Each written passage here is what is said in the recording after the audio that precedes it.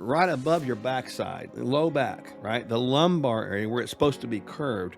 Well, and that impingement happens when these little vertebrae start collapsing, They right? collapse what's called the foramen, or the space that the nerve runs through. There you go. Bigger terms for everybody, right? I've always educated individuals to not drink their calories, but eat their calories. Now, if they're going to juice, perhaps the 80-20 rule, 80% greens and 20% fruits is a good way to go. Yeah.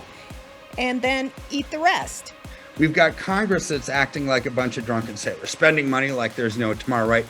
The end of 2022, you had the lame duck Congress that passed a $1.7 trillion spending bill, but they don't have it. No country around the globe has money right now.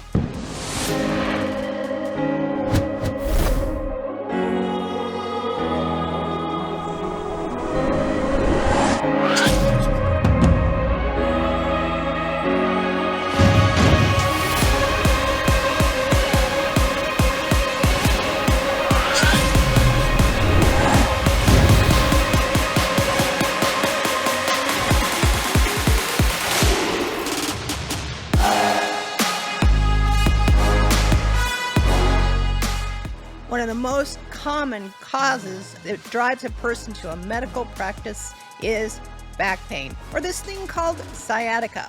Well, today, let's explore what sciatica really is. Well, you are not my pain in the backside, just so you know, right? No, Thank you, honey. honestly, this whole thing about this back pain thing, we hear that a lot of times. I bet you, would you agree that the majority of people, I'm talking probably over 50% from a general standpoint, complain of back pain more or less?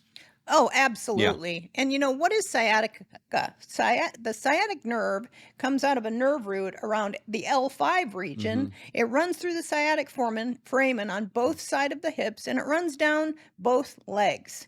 And it can get impinged on either leg at any point along the pathways. Yeah. So we have to determine where that pinch is, and we can do that with a physical exam. Oftentimes by raising one leg, called the straight leg raise test, or doing some reflex testing, or sometimes we even need to send them for an x-ray or an MRI. So when you say things like L5 and impingement, people may go, what the heck? But basically the way our spine is lined up, we have the whole nerve system runs down the middle of that spine and the spinal canal. And then out of that spine comes these nerves, which are kind of cool. So the lumbar is the L and the position is the 5. So That's right. Think about just right above your backside, low back, right? The lumbar area where it's supposed to be curved. Well, and that impingement happens when these little vertebrae start collapsing, right? They collapse what's called the foramen, or the space that the nerve runs through. There you go. Bigger terms for everybody, right? That's why she's the medical doctor and I'm just along for the ride. I get no, honestly, we have a good time talking about this stuff because we try to explain things at a high level and yet explain things at a level people understand. And interestingly enough, and this is the way I've told people as they stand up straight, you can see this, and we see people over time, they begin to lean forward. They get shorter and they say, well, I'm getting smaller, I'm shrinking. Well, not necessarily. What's happening is that spine is collapsing on the front side. It's actually what you're talking about, the foramen, it's collapsing there, right? And they start to lean forward, but we can remedy that, can't we?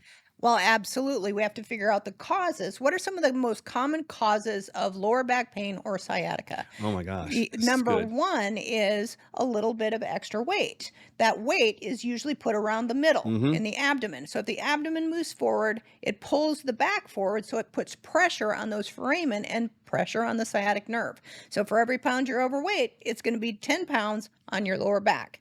Two is posture at work. We sit in the same position 365 days of the year minus vacations, and we may have that like this. forward posture, and it's actually compressing those foramen, or driving behind the seat of a car.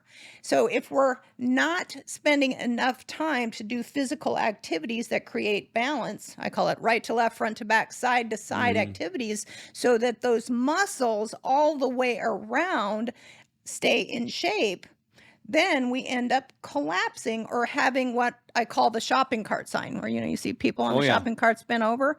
The body's not designed to be like that. It's designed to have the cervical curve, the thoracic curve, and the lumbar curve. And when those curves get out of balance, there's going to be compression on those nerves. It's fascinating. I saw a graphic that was depicting the aging process, and it had, like, at the beginning, a little baby crawling, and then the baby stands up like this, and then the person gets big and they stand straight, and then all of a sudden they start collapsing over and then they die. It's like it's up and down thing. Oh my gosh, did they have to be like that? And it doesn't. I know, even when I'm talking to someone, I'm always working on holding my shoulders back, like some of the things I learned in the police department, standing at attention properly, is when your shoulders are back and your posture's in alignment. Yeah, it's a very sharp good. looking pose, it's a sharp looking place, but it's also about health. And then the number one cause you mentioned, though, and I agree with you, is that forward pull of the excess visceral or belly fat.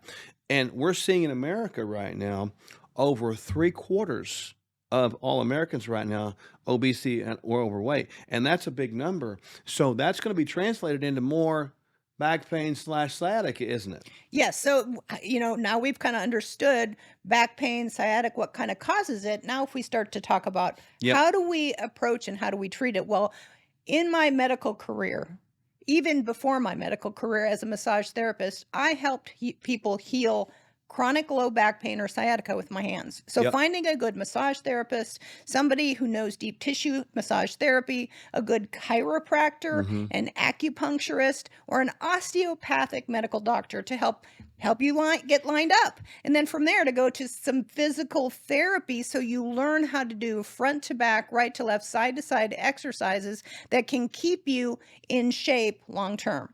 So we've got to get fit. We've got to work the core, the musculoskeletal structure to stay strong, so we don't collapse the foramen, where the nerve runs through. And then, of course, from a nutritional standpoint, living on an anti-inflammatory nutritional program takes the inflammation out of the system. The standard American diet is what inflames the insides. So if we take those inflammagens out, the back, the neck, the hips, the shoulders, the knees, they all get better too. Yeah, a couple points to keep in mind too. Anti-inflammatory eating will obviously lower belly fat, which takes that pressure off. Yes. People also, they go see a chiropractor, and when they get those misalignments, or they're called subluxations, the chiropractor will realign those things that will relieve those impingements or those pinching of those nerves. But then they bounce right back. And they have to go back. Well, the reason for that is because those muscles aren't holding their position because they don't have adequate nutrition and they got too much inflammation. So you can see how all this stuff sort of winds together in a big old nice bow. Yes. And then, of course, over the top of that is the proper supplementation. We know proper omega-3s. Omega-3s are anti-inflammatory, and 100% of people that we test that are not taking omega-3s are deficient. Things like we've got a product called Synovix, DJD, degenerative joint disease, which has glucosamine, chondroitin, MSM in it, which is fabulous to help restore cartilage and connective tissue. And then the turmeric plants' properties, they also take inflammation down. Instead of having to go for ibuprofen, the Advils, the Aleve of the world that actually can degenerate the intestinal mucosa and cause that thing called leaky gut. So there you go. You don't have to have sciatic anymore. It doesn't have to be a pain in your back. So give us a call or see us on the website, sherwood.tv. Have you heard about this concept called juicing? I have, but is it good for you? Find out next. And when you navigate through these economies with people, here's what happens. We want to hold their hand through it, let them know when it's time to buy, sell, reallocate, get out of Dodge. Because a lot of times when you're struck with fear does two things. Number one, it can paralyze. And people just put their head in the sand and say, I'm just going to forget about it and hopefully it gets better. Or it causes you to make a wrong decision. And this is why we are here, is to help people navigate through the political quagmire nonsense that's going on, The economic malaise and the absolute collapse that we're seeing. And when our freedoms are eroding, our political freedoms, our economic freedoms, our personal freedoms, our religious freedoms, our health freedoms, they're all tied together. But you know what doesn't need to erode with that? Our finances. KirkElliottPhD.com/Sherwood. Let's get real. Most emergency food is just as bad for you as any other choice in the standard American diet. And that's just sad. We don't just need food. We need highly nutritional food. We don't just want to survive food shortages. We are meant to thrive in adversity. Complete your daily nutrition and have shelf-stable Kingdom Fuel as a cornerstone of your food supply. Don't sacrifice your health or your taste buds. Stock up on Kingdom Fuel now. The body's amazing at recovery, so you want to give it every chance, no matter what time it is. So in that context, no, it's certainly never too late. You're never too old to start trying to be healthy. No matter where you are in terms of your health, that you can turn this around. It's never too late to start a wellness program, and it's never too late to reach your healthcare goals. There's an old adage, and I'm not sure where it came from, but I really do like it. And they say the best time to plant a tree is 20 years ago. The second best time is today. We just want people to hang on to hope. We are hope dealers. And if you are not paying attention to the 4 foundational pillars of health, physical, emotional, intellectual, and spiritual, eventually it is going to catch up. If we get all those 4 areas right, and we do it right, we see a dynamic occur in the middle called wellness, and that's where people get better. Their health is really going to return as a side effect of wellness.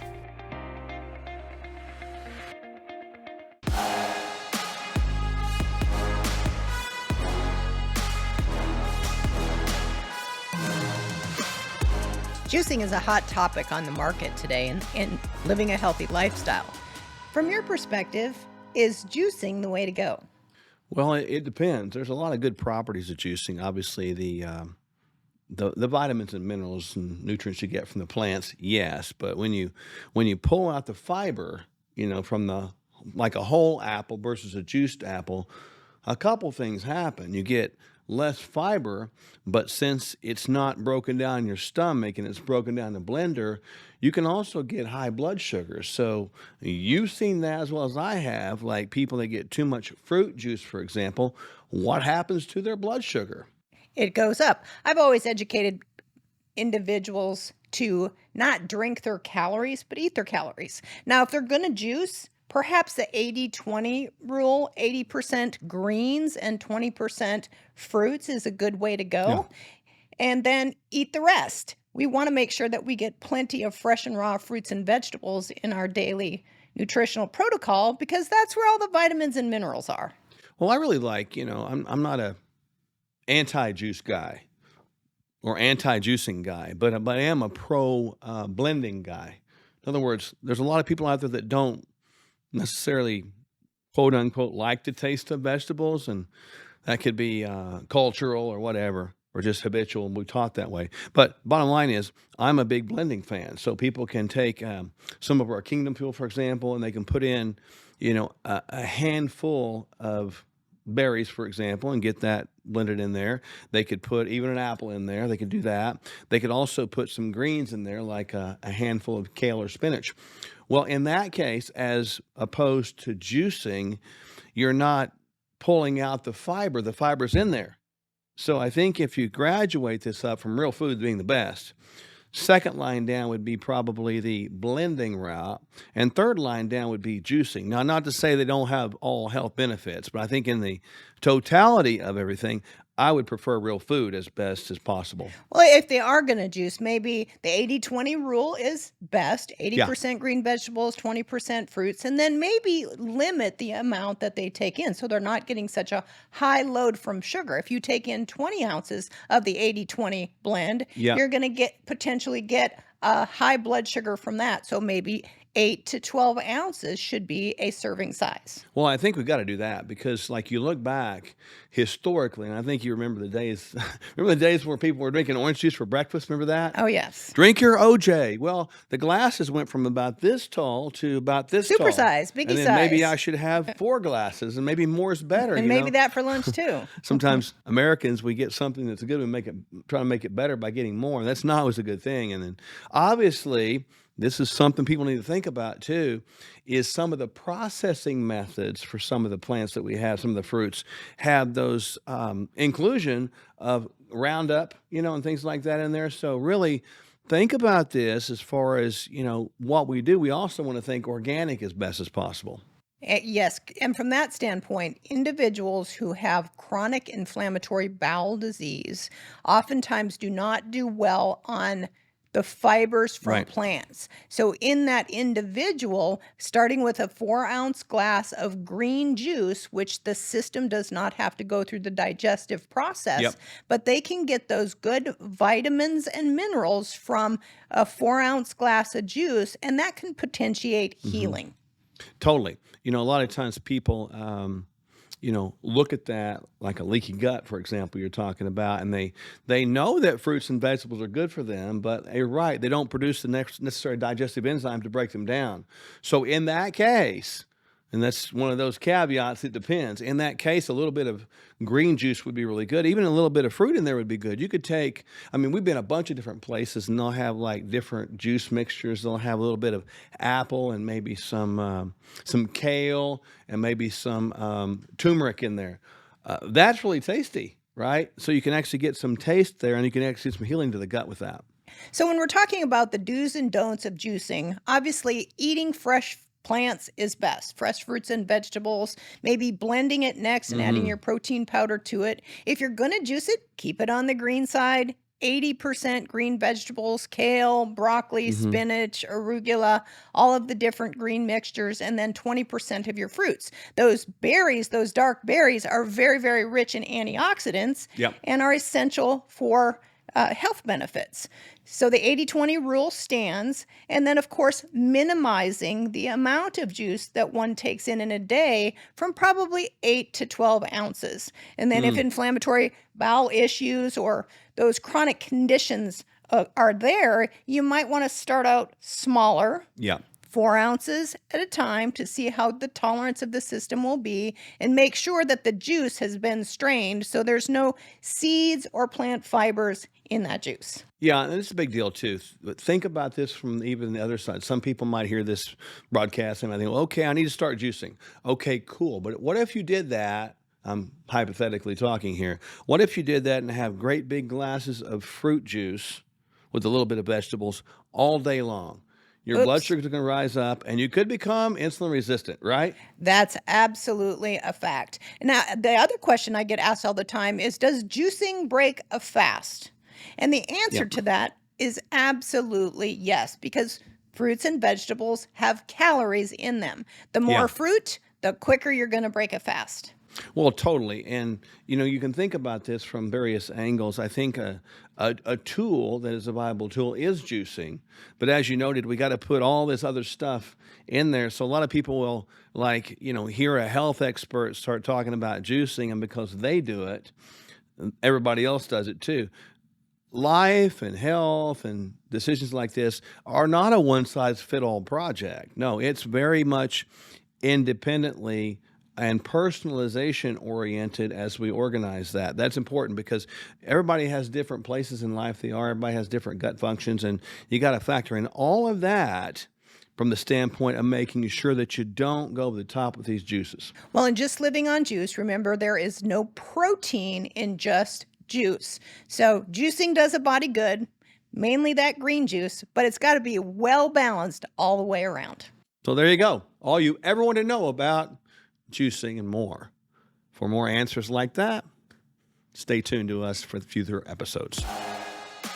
Up next, our financial guru, Kirk Elliott, gives us advice on what you need to know at this time in history.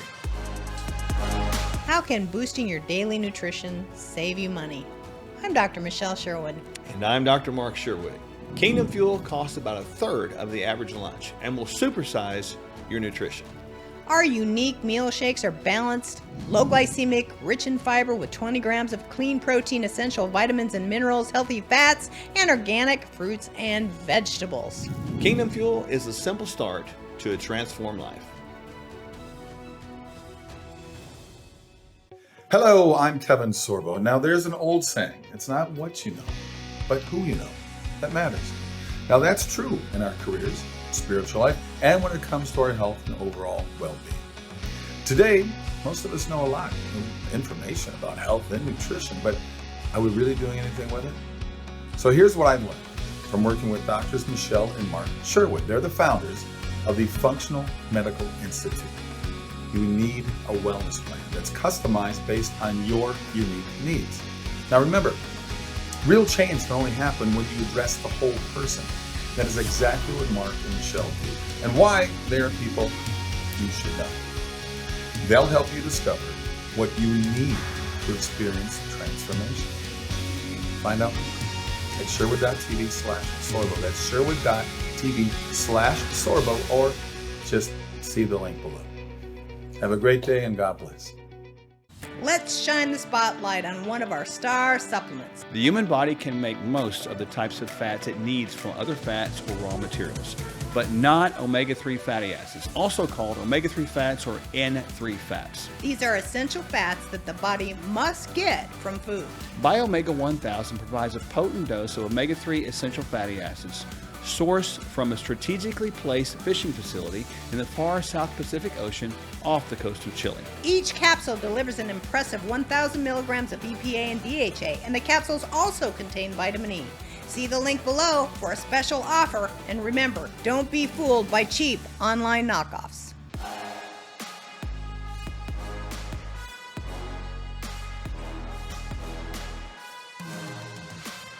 Hey, Mark, great to be with you again. I wish it could be with better news, right? But yet I do have a smile on my face because there's solutions. So make sure you watch this whole video because we do have solutions for this. But what I want to talk about is the unrelenting spending happening in America right now. We've got Congress that's acting like a bunch of drunken sailors, spending money like there's no tomorrow, right? The end of 2022, you had the lame duck Congress that passed a $1.7 trillion spending bill, right? $1.7 trillion. Now, I wouldn't have such an issue with it if we actually had $1.7 trillion laying around. Then you just be allocating what you already have and, just saying where it's going to go. But they don't have it. No country around the globe has money right now, right? Because 2 years of COVID, 2 years plus of COVID, people weren't spending. There's supply chain disruptions. There's issues. There's higher taxation. Now, so what did that force countries to do? Print money like there's no tomorrow to try to inflate or die. Because if they didn't, there wasn't enough government tax revenue from sales tax revenues, property tax revenues, income tax revenues to actually fund the government. Because it's a global economic slowdown. And in fact, projections just the second week in January came out that because of all the fracturing of countries in this globalized world, right? Because of import and export controls, what Russia's doing now and telling America and the G7 nations, which are the US, the Western industrialized economies of Europe, Japan, right? It's like, hey, you guys signed the stupid accord that capped Russian oil at $60 a barrel when oil was 79. And back when he did that on December 3rd, when Biden signed that into law, it's like, if I were Putin, I wouldn't sell to those countries, right? Why would I sell them oil at a $19 barrel loss? And sure enough, December 28th, he said exactly that. He said, I'm not selling you any oil come February 1st. So what's that going to do to the price of oil? Make it go possibly double, because Russia is the largest supplier of oil and gas in the whole world. Right. And we're talking about the G7 industrialized nations. They're not chump change either. Right. So oil is going to go through the roof. If we think we've seen even the middle to the end of inflation yet, you're kidding yourselves. We haven't. So inflation is going to come. Oil prices are going to go through the roof. And I don't care if you're the biggest green proponent on the planet and you have your solar power, your wind power, and your electric Tesla, right? They all use petroleum. There's oil in the gears, right, of any machine and any windmill. There's oil in the bearings and grease of your tires in your electric car. Petroleum products are used in the plastic on your dashboard in your electric car, right? So there's no getting around it. Inflation is going to be coming. And we've got a Congress that's spending money like there's no tomorrow. And like we talked about on a previous show, the potential run on the banks and the FDIC being underinsured, what would be the end result of that? The mother of all quantitative easing, probably $5 to $7 trillion on top of the $1.7 trillion that they just spent, on top of them having to raise the debt ceiling yet again, right? So we're talking about all these different spending projects that are all in the trillions. We don't have the money. So inflation is going to persist because government revenues aren't there. So therefore, they're going to have to print without discretion like there's no tomorrow, right? So how do you protect yourselves? Like we've talked, and I admit I sound like a broken record, like a one-hit wonder, right? But if there was something else that we could do to protect and preserve, I would say it. We would do it. I don't care what the asset is, as long as it minimizes our risk, maximizes our return. So your IRAs, they need to be reallocated into gold and silver. Your brokerage accounts need to be reallocated into gold and silver. Your bank account shouldn't have too much cash because the banks are at risk, right? So give our office a call. Take advantage of these trends so the trends don't take advantage of you. Get out of harm's way into gold and silver, which are growing like crazy, Mark. Crazy. I mean, we're up 98% in silver over the last 2.5 years, but the more immediate trend over the last 12 weeks, we're seeing up 40%. That's incredible. In a world where there's so much fear, there's so much uncertainty, there's so much doubt, this can put a smile on your face. So give us a call. We'd love to help you out. Mark has arranged for that to happen. We'll take good care of you. Free consultations, right? 720-605-3900. Just say Dr. Mark sent you, or simply you can go to kirkelliottphd.com/Sherwood and get on our calendars for that free consultation. We'll help you out. Let's get real. Most emergency food is just as bad for you as any other choice in the standard American diet. And that's just sad. We don't just need food. We need highly nutritional food.